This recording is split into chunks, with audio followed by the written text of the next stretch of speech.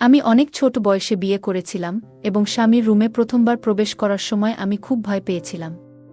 তখন আমার শ্বশুর এসে বললেন, তুমি একা থাকতে ভয় পাবে না, আমি তোমার পাশে থাকব। শ্বশুর আমাকে আমার স্বামীর ঘরে নিয়ে গিয়েছিলেন। এরপর আমার স্বামী আর শ্বশুর দুজনেই সেখানে ছিলেন, যা আমার জন্য খুবই অস্বস্তিকর ছিল। আমার নাম নেহা। আমি দেখতে অনেক সুন্দর ছিলাম, গায়ের রং ছিল ফর্সা অনেক। আমি যেখানে বড় হয়েছি সবাই আমাকে দেখে হিংসা করত। আজকের গল্পে আমি তোমাদের আমার জীবনের সত্যি কিছু অভিজ্ঞতা শেয়ার করব। আমি 18 বছর বয়সে বিয়ে করি এবং আমার স্বামী আমার থেকে 11 বছর বড় ছিলেন। এটা আমার জন্য একটা কঠিন পরিস্থিতি ছিল, কারণ এত কম বয়সে বিয়ের পর কেমন অনুভূতি হতে পারে সেটা আমি বুঝতে পারিনি। ছোটবেলায় যখন আমি মাত্র 6 বছর বয়সী ছিলাম, আমার এক আত্মীয় আমাকে একটি আশ্রমে রেখে চলে যান।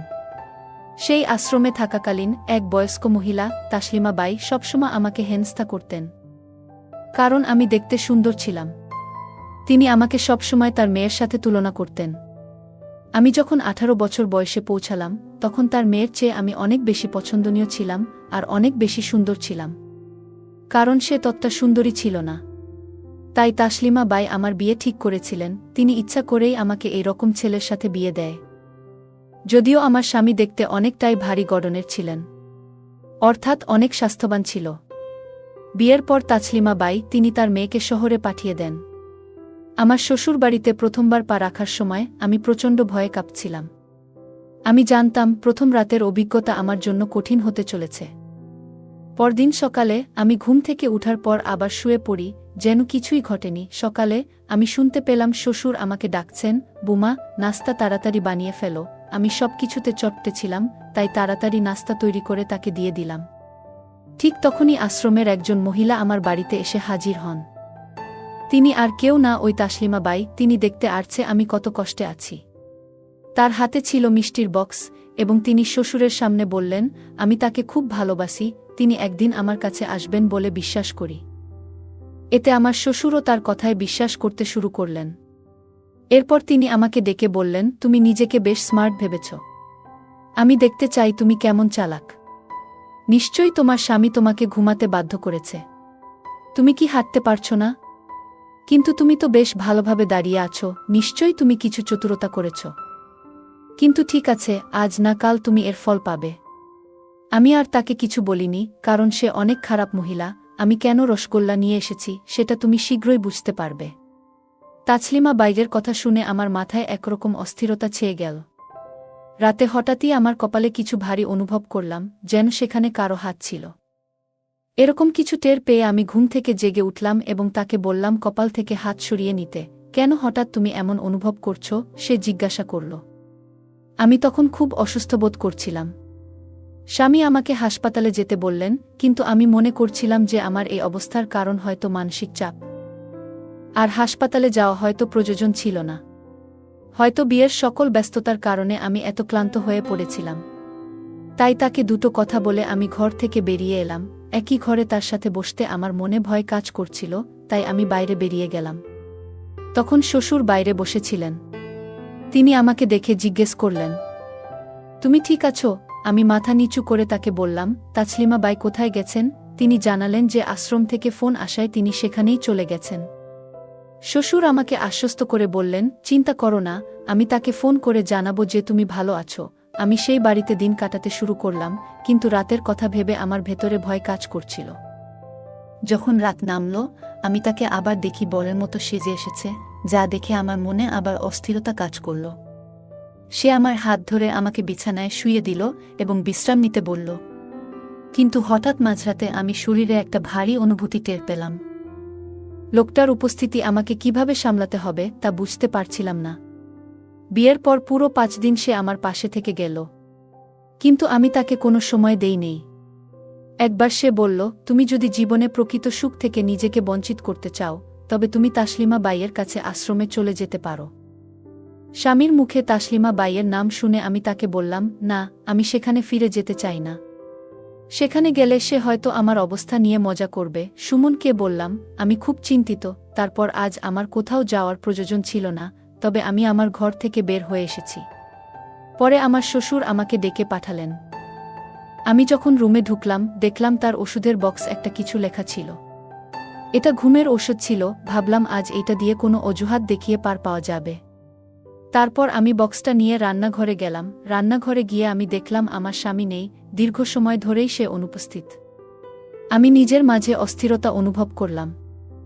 তাই সেই ওষুধের বক্সটি হাতে নিয়ে ফিরে এলাম আর ওষুধ খেয়ে নিয়েছিলাম। কিছুক্ষণ পর আমি লক্ষ্য করলাম আমার স্বামী গভীরভাবে আমার দিকে তাকিয়েছিল। রাত 11টা বেজে গেল। তারপর সে আমাকে তার পছন্দের কিছু দিয়েছিল। আমি অল্প কিছু সময় পর ঘুমিয়ে পড়লাম এবং গভীর ঘুমে তলিয়ে গেলাম। ঘুমের মধ্যে আমি অদ্ভুত স্বপ্ন দেখলাম, যেন কিছু ঘটছে যার স্পষ্ট স্মৃতি আমার মনে নেই। ঘুম থেকে উঠে দেখি আমার স্বামী পাশে শুয়ে আছে। আমি উঠার চেষ্টা করলাম, কিন্তু ব্যর্থ হলাম। তখন সে আমাকে সাহায্য করল। স্বামী আমার প্রতি সহানুভূতিশীল ছিল। বলল, তুমি কিছু সময় বিশ্রাম নাও। আমাদের বাড়িতে কাজের মেয়ে আছে, তারা সব কাজ করে নেবে। আমি তার কথা শুনে শান্ত হলাম, কিন্তু আমার মনে হলো কিছু একটা হয়েছে।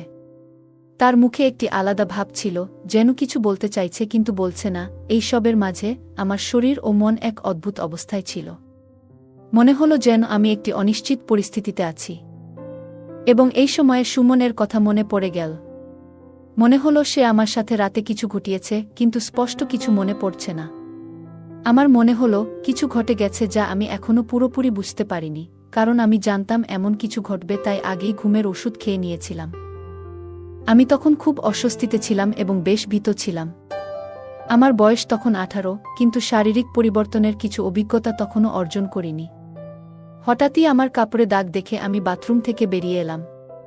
আমাকে কাচতে দেখে আমার স্বামী চিন্তিতভাবে জিজ্ঞাসা করলেন, কি হয়েছে? আমি আমার কাপড় দেখালাম। তিনি শান্তভাবে বললেন, চিন্তার কিছু নেই, এটা স্বাভাবিক। তুমি হয়তো প্রথমবার এই রোগের অনুভব করছো। আমার স্বামী আমার থেকে 11 বছরের বড়, তাই তিনি এসব বিষয়ে অভিজ্ঞ ছিলেন। তিনি আমার উদ্বেগ বুঝতে পারলেন এবং বললেন, তুমি স্নান করে নাও, আমি তোমার জন্য যা দরকার তা নিয়ে আসছি। এই স্নেহশীলতায় আমার প্রতি তার যত্নবোধ আরও গভীর হয়ে উঠল। তারপর আমি রান্নাঘরে গিয়ে নাস্তা প্রস্তুত করছিলাম। হঠাৎ আমার শ্বশুর এসে বললেন, এই পরিবর্তনগুলো সাময়িক, কিছুদিনের মধ্যেই সব ঠিক হয়ে যাবে। নাস্তার পর থেকে বাড়ির কাজের দিকটা কাজের লোকেরা সামলে নেবে। আমার শ্বশুরের কথা শুনে অনেক লজ্জা পেলাম। আমি জানতাম শ্বশুর আমার দিকে সব সময় নজর রাখতেন। আমি আমার রুমে ফিরে দেখি সুমন তার প্রয়োজনীয় জিনিস গুছিয়ে নিচ্ছে। আমি অবাক হয়ে জিজ্ঞাসা করলাম, তুমি কোথায় যাচ্ছ? সে বলল, কিছুদিনের জন্য আমাকে গ্রামের বাইরে যেতে হবে, বাবাই তোমার দেখাশোনা করবে। কিছুক্ষণ পর সুমন তার ব্যাগ নিয়ে বেরিয়ে পড়ল। সে বিদায় নেয়ার সময় বাবাকে বলল, বাবা, নিজের খেয়াল রাখবেন। আমি কিছুটা উদ্বিগ্ন হয়ে পড়লাম, কিন্তু স্বামী তার দায়িত্ব দিয়ে গেলেন, তাই নিজেকে সাহস দিলাম। শ্বশুর ঘরে ঢোকার পর আমি অনুভব করলাম তার মনে কিছু ভিন্ন চিন্তা চলছে। তিনি আমার কাঁধে বন্ধুর মতো হাত রাখলেন এবং বললেন, সুমন আমাকে বলেছে তোমার যত্ন নিতে। কোনো কিছুতে লজ্জা পেও না। তুমি যা চাও বলো, আর বাকিটা আমি দেখব। তার এই কথায় আমি একটু বিস্মিত হলাম, তবে শ্বশুরের কথায় কোনো খারাপ উদ্দেশ্য খুঁজে পেলাম না। কিন্তু আমি জানতাম যে তার মনে কি চলছে। আমি তার প্রতি একটু প্রতিক্রিয়া দেখালাম এবং সে তার হাত সরিয়ে নিল। আমি খুশি ছিলাম যে সুমন কয়েকদিনের জন্য বাড়িতে আসবে না, তাই আমি নিজেকে একটু স্বস্তি দিলাম। তবে আমার শ্বশুরের আচরণ নিয়ে কিছুটা উদ্বিগ্ন ছিলাম। রাতে শ্বশুর আমার জন্য কিছু নিয়ে আসলেন এবং কাজের লোকদেরকেও নাস্তা করতে বললেন। তিনি বললেন, তুমি ভালো আছো না, তাই আমি যদি সাহায্য না করি তাহলে কে করবে? তার কথাগুলো শুনে আমি একটু সন্দেহ করছিলাম। শ্বশুর বললেন, সুমন তার কাজে ব্যস্ত, তাই এখন তোমার দেখাশোনা আমাকেই করতে হবে। তিনি যখনই আমার রুমে আসতেন তখনই কিছু না কিছু বলতেন। আমি বুঝতে পারছিলাম তিনি আমাকে তার ছেলের চেয়ে বেশি গুরুত্ব দিচ্ছেন। একদিন তিনি আমাকে কেনাকাটা করতে নিয়ে গেলেন। ফিরে আসার পর শ্বশুর বললেন, এই নতুন পোশাকটি পরো এবং দেখাও কেমন লাগছে। আমি যখন পোশাকটি পরলাম তখন তিনি একটু বিস্মিত হয়ে তাকিয়েছিলেন। মনে হয় কোনো দিন দেখেনি। পোশাকটি কিছুটা আঁচসাঁচ ছিল এবং আমি সেটা বুঝতে পারছিলাম। তবুও শ্বশুর বললেন, এই পোশাকটি তোমার জন্য ঢিলেঢালা লাগছে, মনে হয় তুমি ঠিকমতো সাজগোজ করনি। তিনি এগিয়ে এসে ড্রেসের ফিতা বাঁধতে লাগলেন। সেই সময়ে তাসলিমা বাই দরজার বাইরে দাঁড়িয়ে ছিল এবং সবকিছু লক্ষ্য করছিল। শ্বশুর বাইরে বেরিয়ে গেলেন আর তাসলিমা বাই আমার কাছে এসে বলল, তুমি তোমার নতুন জীবনের সাথে বেশ খাপ খেয়ে নিয়েছ। তোমাকে দেখে ভালো লাগছে। আমি তাকে বললাম, তাসলিমা বাই, তুমি ভুল বুঝছ। আমার স্বামী গত সপ্তাহ থেকে বাড়িতে নেই এবং আমি তার সঙ্গে তেমন কোনো স্মৃতি মনে করতে পারছি না। তাসলিমা বাই বিস্মিত হয়ে বলল, তাহলে তুমি গত সপ্তাহ থেকে শ্বশুরবাড়িতে একা আছো? হ্যাঁ, যখন আমি ঘরে ঢুকলাম আমি দেখলাম শ্বশুর তোমার পিঠে ফিতা বাঁধছে। তাসলিমা বাই মুচকি হেসে বলল, তোমাদের মধ্যে কিছু একটা ঘটছে, তাই না? তিনি আমার দিকে তাকিয়ে বললেন, তুমি ভালো সময় কাটাচ্ছ মনে হচ্ছে। তারপর তিনি আমার হাতে একটি বিয়ের কার্ড তুলে দিয়ে বললেন, এটা আমার মেয়ের বিয়ের আমন্ত্রণপত্র। বিয়েতে আসতে ভুলবে না, আর শ্বশুর ও স্বামীকে একই রকমের পোশাক পরতে বলো। তাসলিমা বাই তখন আমার দিকে এক নজরে তাকালেন, যেন কিছু বুঝতে পারলেন। আমি তার দিকে তাকিয়ে বুঝতে পারছিলাম কিছু অস্বস্তি হচ্ছে। আমি রুমে ফিরে আয়নার সামনে দাঁড়িয়ে দেখলাম শরীরে কিছুটা পরিবর্তন হয়েছে, যা আমি আগে খেয়াল করিনি। তখনই হঠাৎ আমার শ্বশুর এসে উপস্থিত হলেন এবং আমি একটু অবাক হলাম। আমি দ্রুত পোশাক ঠিক করার চেষ্টা করছিলাম, কিন্তু সেটা ঠিকমতো বসছিল না। আমার অস্বস্তি হচ্ছিল, তাই বললাম, শ্বশুর, একটু ফিতাটা লাগায় দেন। তিনি আমার কথা মতো ফিতাটা লাগাই দিলেন। তারপরেও মনে হচ্ছে কিছু একটা ঠিক নেই। তারপর শ্বশুর বলল, আমার একটু পা ব্যথা করছে। আমি শ্বশুরের পরামর্শে তার পা মালিশ করতে লাগলাম, কিন্তু তার দৃষ্টিতে কিছু অদ্ভুত দেখছিল। আমার পোশাক তখন ঠিকমতো বসছিল না, তাই দ্রুত রুম থেকে বেরিয়ে এলাম। শ্বশুর আমাকে দেখে কিছু বললেন না। আমি বাইরে এসে সোফায় শুয়ে পড়লাম। সকালে যখন ঘুম ভাঙল, আমার স্বামী আমাকে সোফায় দেখে জিজ্ঞেস করলেন, তুমি এখানে কেন? আমি কিছু বলতে যাচ্ছিলাম, তখনই শ্বশুর এসে বললেন, তোমার স্ত্রী এখন অনেক বড় হয়েছে, তার দিকে নজর রাখো। তিনি আমাকে নিয়ে বিভিন্ন ধরনের মিথ্যা অভিযোগ দিচ্ছেন আমার স্বামীকে। সকালে শ্বশুরের কিছু কথা শুনে আমি ভেতরে ভেতরে ভেঙে পড়ছিলাম। মনে হচ্ছিল তার কথাগুলো আমার জীবনের শান্তি নষ্ট করতে পারে। কিন্তু তখন সুমন আমার দিকে তাকিয়ে বলল, আমি নেহার বাইরের রূপ দেখে বিয়ে করিনি।